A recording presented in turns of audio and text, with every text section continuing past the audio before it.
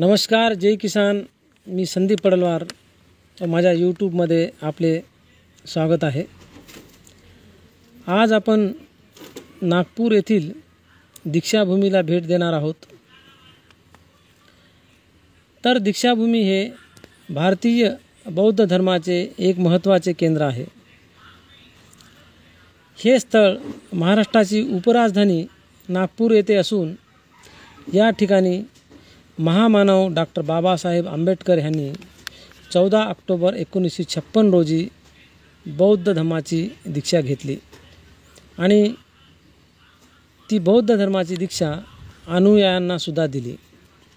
म्हणून या दिवसाला धम्मचक्र परिवर्तन दिन म्हटले जाते. काही कालावधीनंतर येथे एक भव्य स्तूप उभारला असून दीक्षाभूमीच्या या भव्य वास्तूमध्ये हे स्तूप आहे. या स्तूपाला धम्मचक्र स्तूप असेही संबोधले जाते.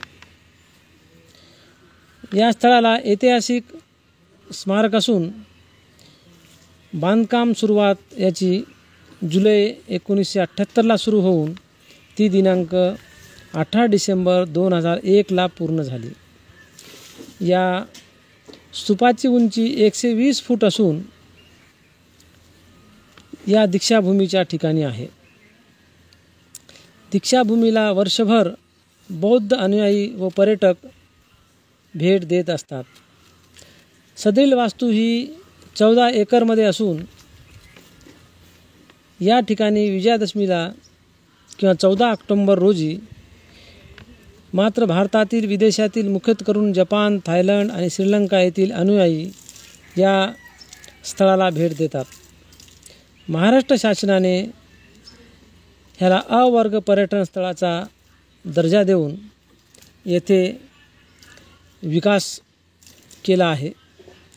या ठिकाणी वर्षभर पर्यटकाची गर्दी असते आणि पुढील सविस्तर चित्ररेखांकन पुढील प्रमाणे आहे.